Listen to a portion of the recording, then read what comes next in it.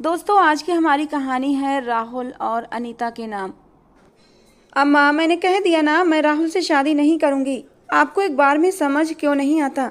मैं राहुल के साथ खुश नहीं रह सकती क्योंकि मेरे सपने बहुत बड़े हैं और राहुल उन सपनों को पूरा नहीं कर सकता।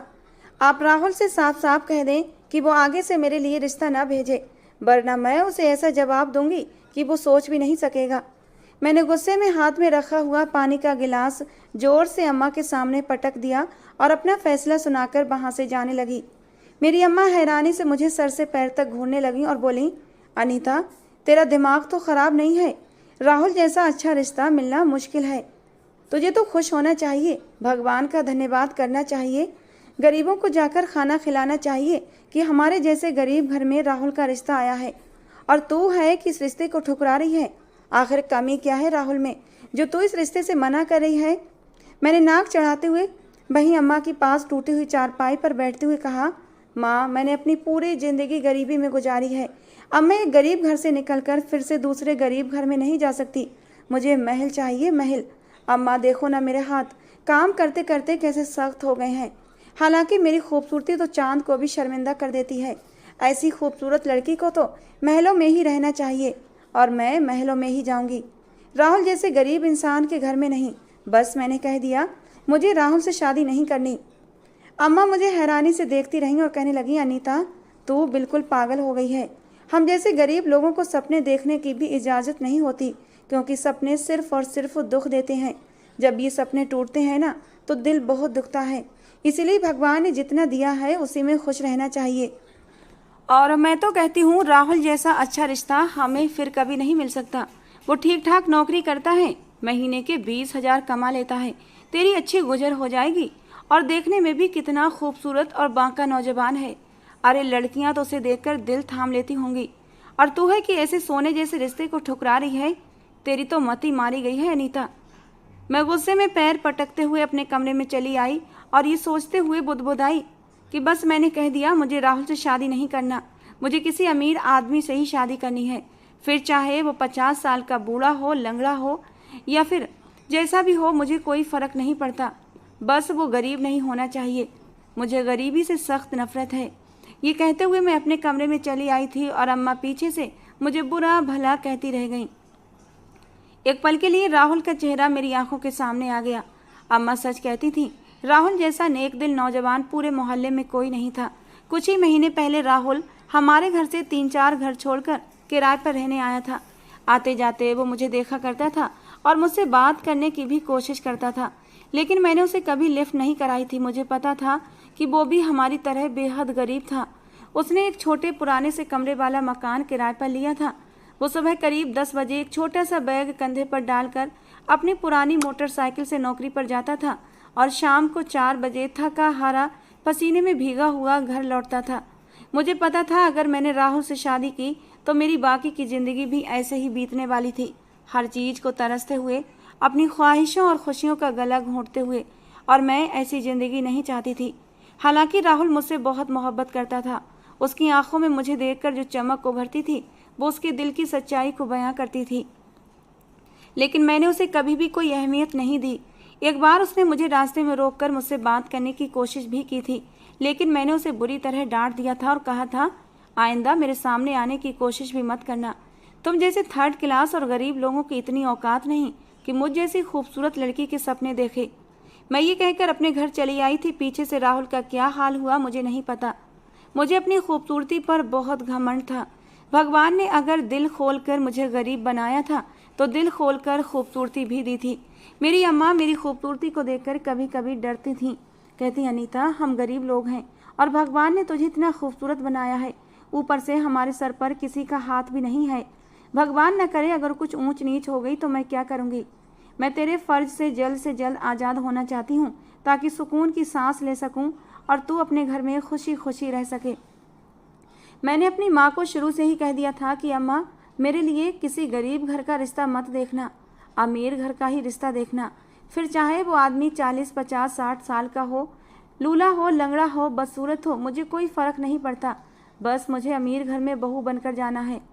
अम्मा मेरी बातें सुनकर अक्सर अपना सिर पीट लिया करती थीं। शुरू शुरू में तो उन्हें मेरी बातें मजाक लगती थीं और वो मुझे समझाने बैठ जाती, लेकिन आज जब राहुल ने मेरे लिए अपना रिश्ता भेजा और अम्मा ने मेरे सामने वो रिश्ता रखा तो मैंने अम्मा को साफ साफ शब्दों में अपना फैसला सुना दिया था। ये सुनकर अम्मा अपना सिर पीट कर रह गई थीं। वैसे मुझे राहुल की हिम्मत की भी दाद देनी पड़ेगी।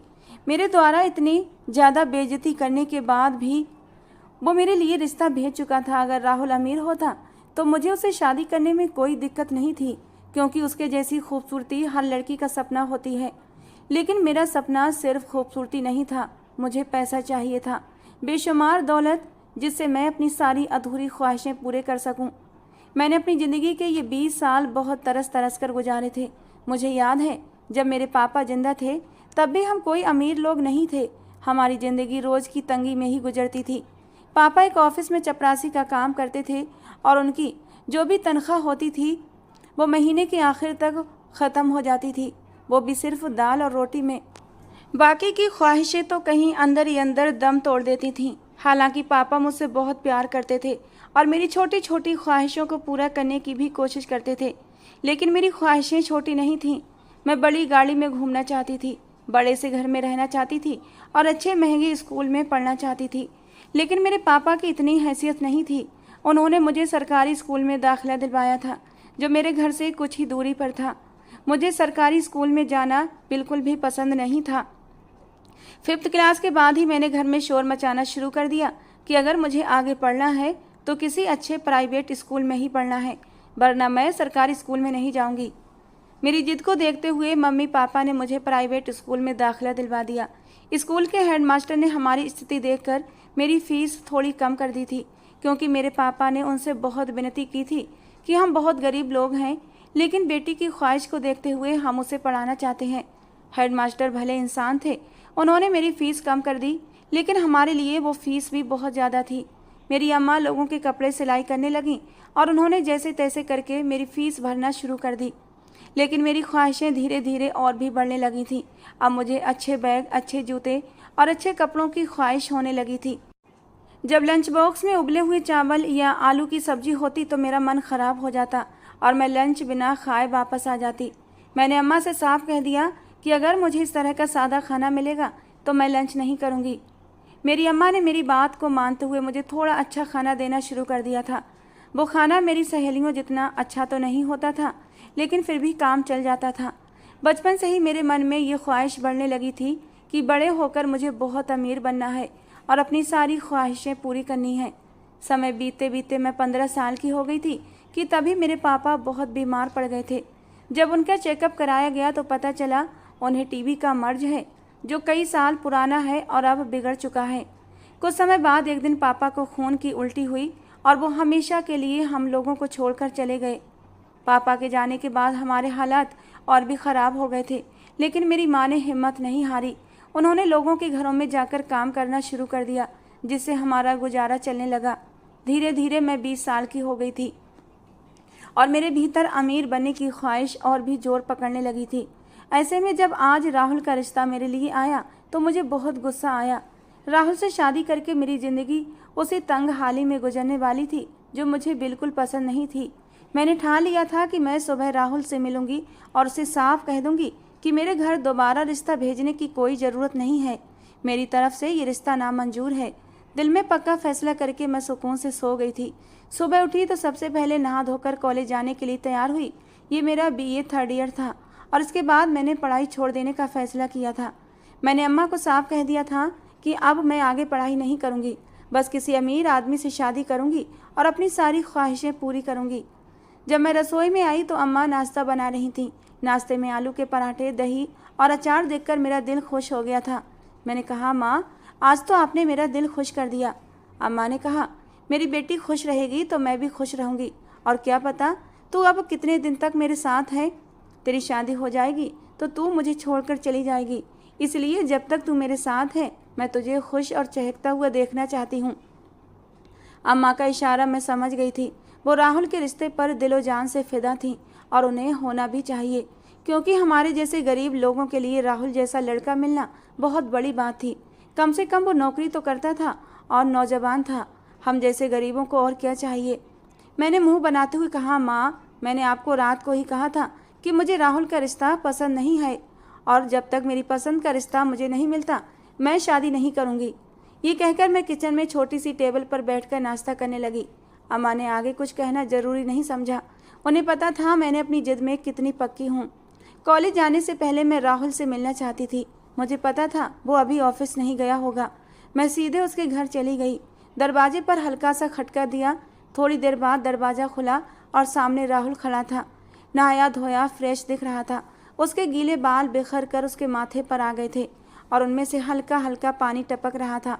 उसने सिर्फ सैंडो बनियान और नीचे लोअर पहन रखा था। उसे इस रूप में देखकर मेरे चेहरे पर थोड़ी देर के लिए हल्की सी शर्म की लाली आ गई थी, लेकिन मैंने जल्दी से अपना मुंह फेर लिया था। मैंने कहा, राहुल, मुझे तुमसे एक ज़रूरी बात करनी है। और राहुल की तो खुशी का कोई ठिकाना ही नहीं था। उसने कहा, अनीता आओ ना, इस तरह बाहर क्यों खड़ी हो। ये कहते हुए उसने खूंटी से अपनी शर्ट उतार कर पहन ली। मैं अंदर चली आई। चारों ओर गरीबी की झलक दिख रही थी। साइड में एक पुराना टूटा हुआ सिंगल बेड था जिस पर गद्दा डालकर उसे लेटने लायक बना दिया गया था। उसके साथ एक कुर्सी और टेबल रखी हुई थी जिस पर राहुल ने अपने काम का जरूरी सामान रखा हुआ था। एक कोने में किचन था जिसमें कुछ पुराने बर्तन पड़े थे। ये छोटा सा एक कमरे का मकान उसकी गरीबी की कहानी बयां कर रहा था। मुझे यकीन था कि मैं अपनी ज़िंदगी इन हालातों में नहीं बिता सकती थी। राहुल का तो बस नहीं चल रहा था कि वो मुझे अपने सर माथे पर बिठा ले। उसने कहा, अनीता, मुझे विश्वास ही नहीं हो रहा कि तुम मेरे घर आई हो। उसकी इतनी बेकरारी और आंखों में बढ़ती चमक देखकर एक पल के लिए मेरा दिल धड़क उठा था, जबकि मैं तो उसे इस रिश्ते से मना करने आई थी, लेकिन वो कुछ और ही समझ रहा था। पर मुझे हिम्मत करके अपना फैसला सुनाना ही था ताकि वो आगे से आकर अम्मा का दिमाग ख़राब ना कर सके। मैंने कहा, राहुल, जैसा तुम सोच रहे हो वैसा बिल्कुल नहीं होगा। तुमने अपना रिश्ता मेरे घर भेजने की गलती की है, जबकि मैंने तुम्हें पहले ही मना कर दिया था कि मुझे तुम में कोई दिलचस्पी नहीं है। फिर भी तुमने रिश्ता क्यों भेजा। मेरी बात सुनकर राहुल के चेहरे की सारी खुशी एक पल में उड़ गई थी। कहने लगा, लेकिन अनीता, मैं तुमसे प्यार करता हूँ। यकीन मानो, मैं तुम्हें बहुत खुश रखूँगा। मैं बहुत मेहनत करूँगा और एक दिन तुम्हें सारी खुशियाँ दूँगा। बस तुम इस रिश्ते के लिए हाँ कर दो। मेरा विश्वास करो अनीता, मैं तुम्हें कभी कोई तकलीफ़ नहीं दूँगा। अगर तुम मुझे ना मिली तो मैं टूट जाऊँगा। राहुल की आंखों में आंसू आ गए थे, लेकिन मैंने हाथ बढ़ाकर उसे चुप रहने का इशारा किया। मैंने कहा, बस चुप हो जाओ राहुल, तुम मुझे इस प्यार की मोहब्बत की बातों में पागल नहीं कर सकते। मैं तुमसे कभी शादी नहीं करूँगी। मैं तुम्हारी गरीबी में घुट घुट कर अपनी ज़िंदगी नहीं बिताना चाहती। तुम कितनी भी मेहनत कर लो, ज़्यादा से ज़्यादा 20,000 रुपये कमा सकते हो, और भले ही तुम 25-30 हज़ार रुपये कमाने लगो तब भी मेरी ख्वाहिशों को पूरा नहीं कर सकते। मुझे गाड़ी, बंगला, बैंक बैलेंस सब चाहिए जो तुम मुझे नहीं दे सकते। और आगे से मेरे रास्ते में आने की कोशिश मत करना, वरना मुझसे बुरा कोई नहीं होगा। मैं उसे ये सुनाकर उसके घर से निकल आई थी और वो पीछे से मुझे आवाज़ें देता रह गया। अब मुझे सुकून था कि राहुल दोबारा मेरे घर रिश्ता नहीं भेजेगा। मैं चुपचाप कॉलेज चली गई। जब मैं कॉलेज से घर वापस आई तो अम्मा बड़ी उदास आंगन में बैठी थीं। मैंने उनकी उदासी की वजह पूछी तो वो बोली, अरे कमबख्त, तू तो खुश हो जा, तेरे मन की मुराद पूरी हो गई। मैंने पूछा, अम्मा क्यों, ऐसा क्या हो गया? क्या किसी अमीर घर से रिश्ता आया है? मेरी खुशी के मारे मैं खिल उठी थी और दौड़कर अम्मा के पास बैठ गई। अम्मा ने मेरे सर पर हल्की सी चपत मारते हुए कहा, बेवकूफ़, तुझे बस अमीर अमीर ही दिखता है, इसके अलावा कोई दूसरा काम भी है या नहीं? अरे ज़िंदगी में सब कुछ पैसा ही नहीं होता। मैंने कहा, लेकिन क्यों, पैसा ही सब कुछ होता है अम्मा। आपने अपनी पूरी ज़िंदगी गरीबी में काट दी, बताइए क्या मिला आपको? क्या मिला? सुकून नहीं ना? तो फिर मुझे गरीब नहीं रहना। आप ये बात क्यों नहीं समझती? मेरी बातों को सुनकर अम्मा ने मेरा हाथ पकड़ा और बोली, वो सब छोड़, तुझे पता है राहुल घर छोड़कर चला गया है। मैंने रिश्ता करवाने वाली को उसके घर भेजा था, लेकिन उसने बताया कि वो आज दोपहर को ही अपना सामान समेटकर यहाँ से चला गया है। पता नहीं क्यों, जबकि वो तो तेरे रिश्ते के लिए दिलो जान से तैयार था। उसने तो मुझसे विनती भी की थी कि आंटी, अनीता को मना लीजिए, मैं उसे बहुत खुश रखूँगा। लेकिन इस तरह अचानक घर छोड़कर चला गया, मुझे समझ नहीं आ रहा। अम्मा की बात सुनकर मेरे दिल में एक हल्की सी चुभन हुई थी, यानी जो बातें मैं सुबह कहकर गई थी वो उसके दिल पर लगी थीं, और अब वो ये घर छोड़कर चला गया था। मुझे खुशी हुई कि अब राहुल से मेरा दोबारा सामना नहीं होगा। मैंने कहा, माँ, जिनके बैकग्राउंड का कोई ठिकाना नहीं होता वो ऐसे ही होते हैं। अच्छा हुआ मेरी शादी उससे नहीं हुई, वरना पता नहीं वो मुझे लेकर ही गायब हो जाता और आप अपनी बेटी के लिए तरसती रह जाती। अम्मा ने मेरे मुंह पर हाथ रखते हुए कहा, अनीता कैसी बातें करती है तू? अरे तू तो मेरी ज़िंदगी है। देखना मैं तेरी शादी ऐसी जगह करूँगी जहाँ मैं तुझे हर वक्त अपनी आंखों के सामने रख सकूँ। वैसे राहुल के जाने का मुझे बहुत दुख है। बहुत अच्छा लड़का था, संस्कारी था। पता नहीं क्या समस्या हुई कि वो अचानक घर छोड़कर चला गया। शायद भगवान की मर्जी यही थी। देखना राहुल से भी अच्छा रिश्ता तेरे लिए आएगा। ये कहकर अम्मा ने मुझे अपने सीने से लगा लिया और मैं दिल ही दिल में अम्मा की मासूमियत पर हंस पड़ी थी। खैर दिन पंख लगाकर उड़ने लगे थे। मेरा बीए थर्ड ईयर भी पूरा हो गया था और अब मैं अम्मा के साथ घर में सिलाई में उनका हाथ बटाने लगी थी। इस बीच मेरे लिए और भी कई रिश्ते आए थे, लेकिन वे मेरे स्टैंडर्ड्स के नहीं थे। कोई परचून की दुकान पर काम करता था, तो कोई चपरासी था, तो कोई स्कूल में छोटा मोटा टीचर था। कुल मिलाकर उनकी महीने की आमदनी 15 से 20 हजार रुपये के बीच थी। ऐसे रिश्ते देखकर मेरा दिल टूट जाता था। क्या मुझे ऐसे घर में जाना था जहाँ मैं पूरी ज़िंदगी ऐसे ही गुजारती? मैं भगवान से दुआ करती थी कि मेरे लिए किसी अमीर घर से रिश्ता आए और आखिरकार मेरी ये ख्वाहिश जल्दी ही पूरी हुई। उस दिन मैं अम्मा की दवाइयाँ लेने मेडिकल स्टोर पर गई थी। जब दवाइयों का बिल बना तो मेरे पास 400 रुपये कम थे। मैंने मेडिकल स्टोर वाले से बहुत विनती की कि मैं अगली बार 400 रुपये दे जाऊंगी, लेकिन वो किसी भी तरह मानने को तैयार नहीं था। तभी मेरे पास एक 50-55 साल का आदमी खड़ा था। वो आदमी काफ़ी देर से मुझे ही देख रहा था। जब मेडिकल वाला किसी तरह मानने को तैयार नहीं हुआ तो उस आदमी ने 400 रुपये निकाल कर मेडिकल वाले के सामने रख दिए और कहा, ये लो और इस लड़की का बिल क्लियर कर दो। मैं उस आदमी को हैरानी से देखने लगी। वो देखने में काफ़ी अमीर लग रहा था। मैंने उसे धन्यवाद कहा और बोली, मैं आपके पैसे जल्दी ही लौटा दूंगी।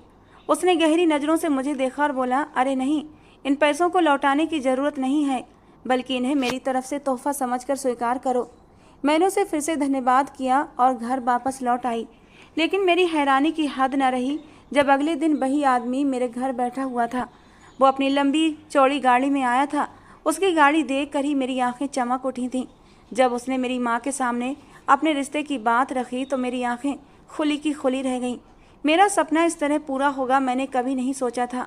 अम्मा तो उस आदमी का मुंह देखती रह गईं, जो मुझसे उम्र में काफ़ी बड़ा था और मेरा रिश्ता मांग रहा था।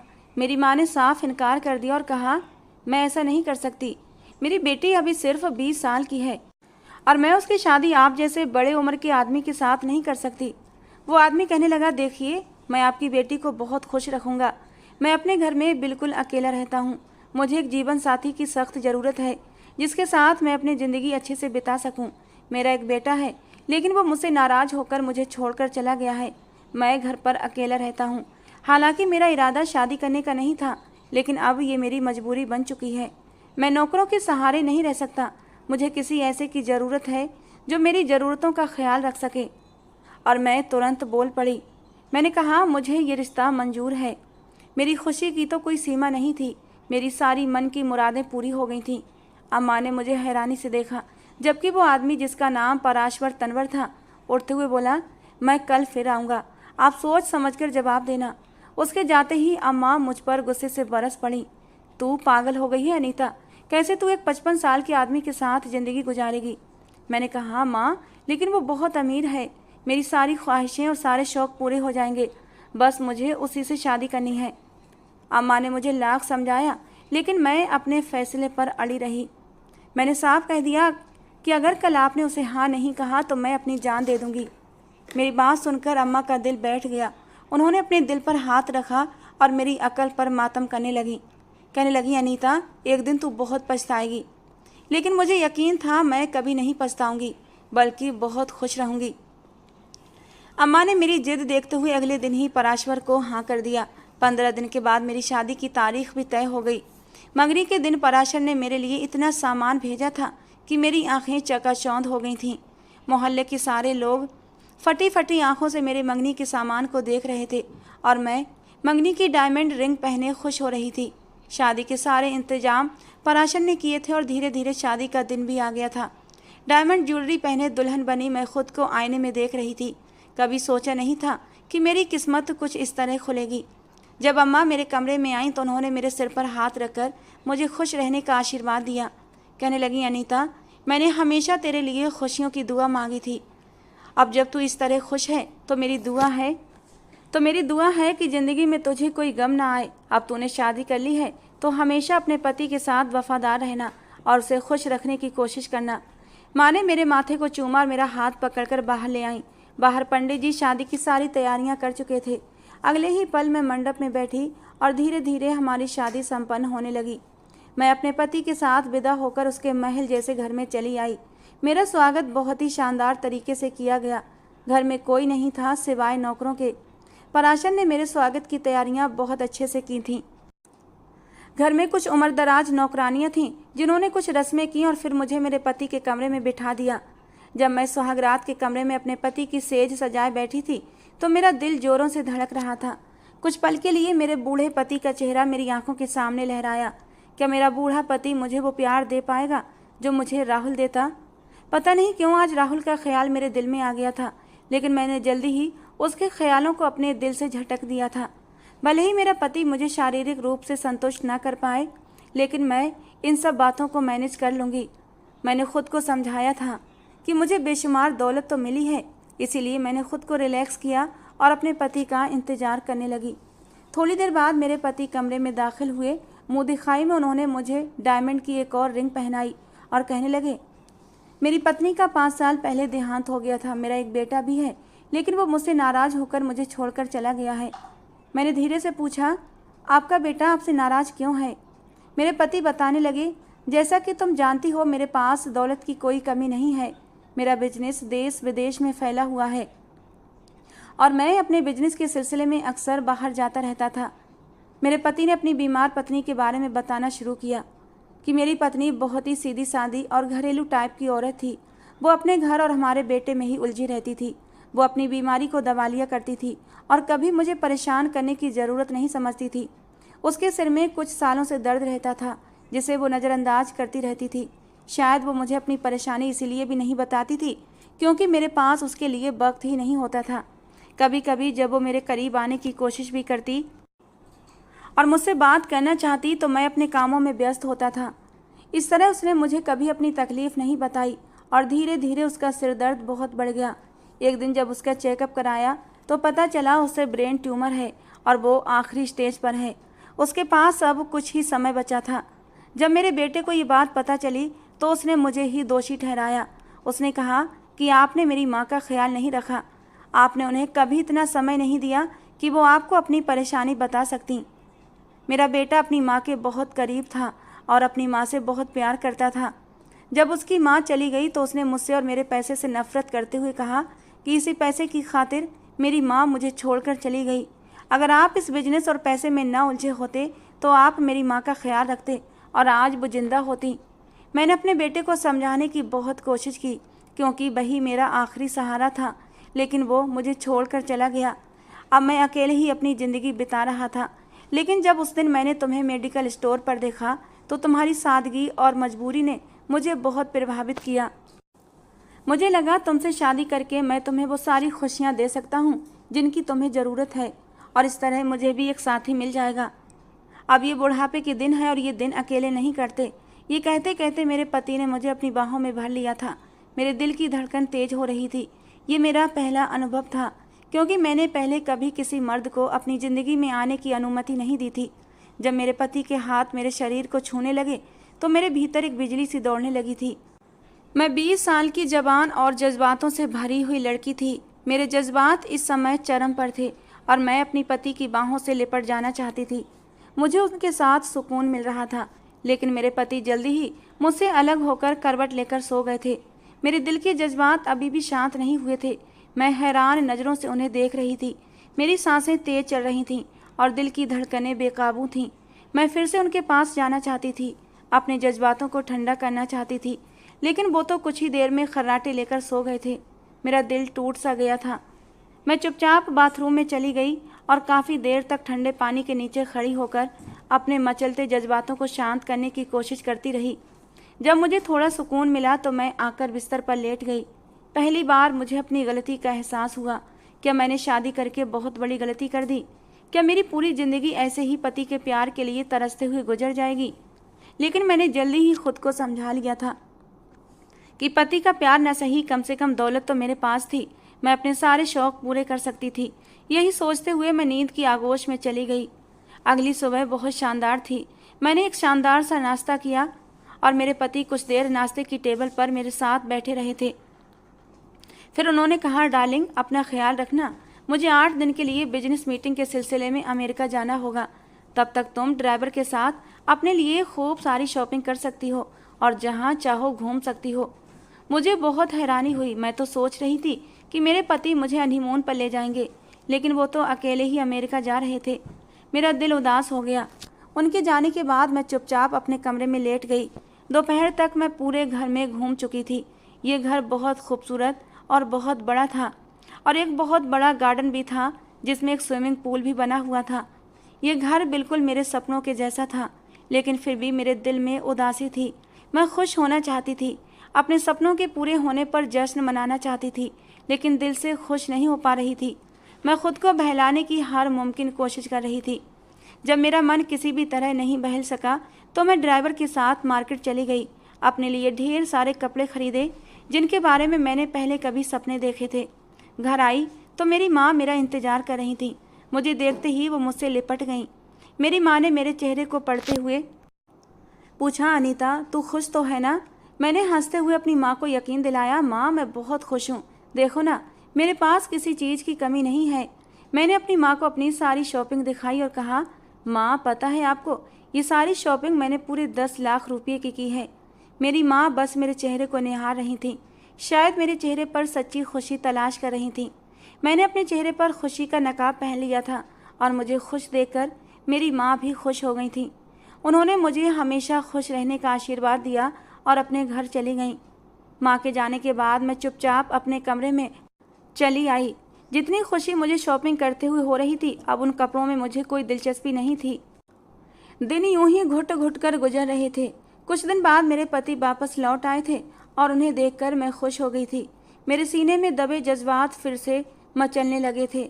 जब शादी नहीं हुई थी तो मैं अपने जज्बातों को थपक कर सुला लिया करती थी। सोचती थी जब शादी हो जाएगी तो दिल के सारे अरमान निकालूंगी, लेकिन अब जबकि मेरी शादी हो चुकी थी और मेरे पति का साथ मेरे पास था तो मुझे अपने पति की ज़रूरत महसूस होने लगी थी।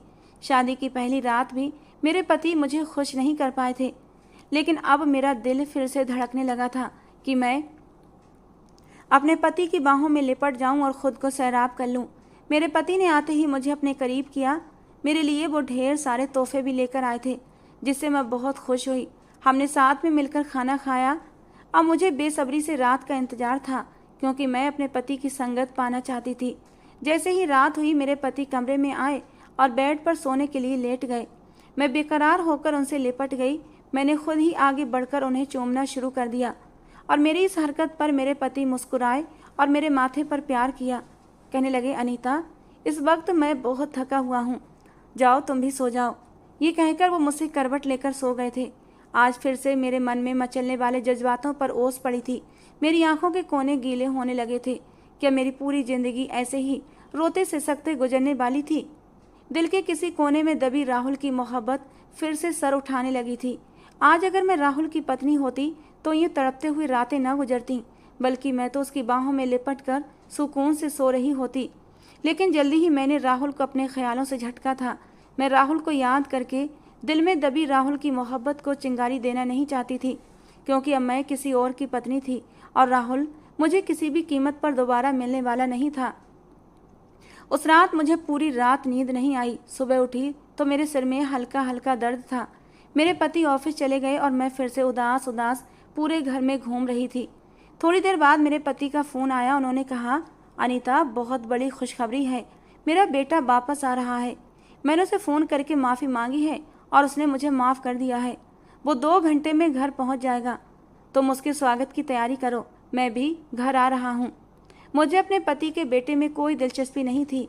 मेरा दिलो दिमाग तो बस एक ही बिंदु पर अटका हुआ था कि मुझे अपने पति की संगत कैसे मिले। बेमन से अपने पति के बेटे की स्वागत की तैयारियां करने लगी। नौकरानी की मदद से मैंने ढेर सारे खाने तैयार किए। उसके बाद मैं नहा धोकर अच्छे से तैयार हो गई। आज मैंने रेड कलर की सितारों वाली साड़ी पहनी थी जो मेरी दूधिया रंगत पर खूब जच रही थी। हल्का फुल्का मेकअप भी किया था और एक डायमंड का सेट भी पहना था जो मेरे पति अमेरिका से लाए थे। अपनी खूबसूरती देखकर मैं खुद पर ही फिदा हो गई थी, लेकिन मेरा दिल फिर से उदासियों से भर गया था कि मेरी खूबसूरती को सराहने वाला कोई भी नहीं था। थोड़ी देर बाद दरवाजे पर किसी गाड़ी के रुकने की आवाज़ आई। मैंने देखा तो एक खूबसूरत सी गाड़ी खड़ी थी। मुझे पता था मेरे पति का बेटा होगा। मैं नीचे उतर कर आई। थोड़ी ही देर में हमारे घर का दरवाज़ा खुला और एक खूबसूरत नौजवान अंदर दाखिल हुआ। उसे देखकर मेरी सांसें थम गईं। मेरे पैरों ने मेरे शरीर का बोझ उठाने से मना कर दिया। ये मेरे साथ इतना बड़ा मजाक क्यों हुआ था? क्योंकि मेरे सामने तो राहुल खड़ा था, जो कभी मुझ पर दिलो जान से फिदा था। मुझे देखकर उसकी आंखों में भी हैरानी उभर आई थी। अभी राहुल कुछ कहता इससे पहले ही मेरे पति अंदर दाखिल हुए। राहुल को देखकर वे एकदम उसके गले से लग गए और उसे बेतहाशा प्यार करने लगे। कहने लगे, राहुल मेरा बेटा, मेरी जान, तूने मुझे माफ़ करके मेरे ऊपर बहुत बड़ा एहसान किया है। तो मुझे छोड़कर मत जाना। मैं अपने इकलौते बेटे के बिना अधूरा हूँ। जबकि मेरी और राहुल की हालत एक जैसी थी, फिर भी राहुल को मेरे पास लेकर आए और कहने लगे, देखो, तुम्हारे जाने के बाद मैं बहुत तन्हा हो गया था और मैंने शादी कर ली। अनीता बहुत अच्छी है। राहुल, जाओ अपनी माँ का आशीर्वाद लो। मेरे लिए अब और ज़्यादा बर्दाश्त करना मुश्किल हो गया था। मैं भागकर कमरे में आ गई। ये मेरे साथ क्या हुआ था? जब मेरे पति का प्यार मुझे नहीं मिल पाता था तो मैं चुपके से राहुल को याद किया करती थी। सोचती थी कि अगर मेरी शादी राहुल से हो जाती तो मैं अपने जज्बातों को यूं ना थपकती। वो मुझे पूरी तरह संतुष्ट रखता। लेकिन फिर मैं राहुल का ख्याल अपने दिलो दिमाग से झटक दिया करती थी। लेकिन आज राहुल को अपने सामने देखकर फिर से मेरा मन बेचैन होने लगा था। मेरी आंखों से आंसू बहने लगे थे। ये मैंने क्या कर दिया था? राहुल मुझसे बेतहाशा मोहब्बत करता था। कहीं ना कहीं मेरे दिल में भी राहुल के लिए जज्बात थे, लेकिन लालच में आकर मैंने उन जज्बातों की परवाह नहीं की थी और एक बूढ़े आदमी से शादी करके अपनी ज़िंदगी को नर्क बना लिया था।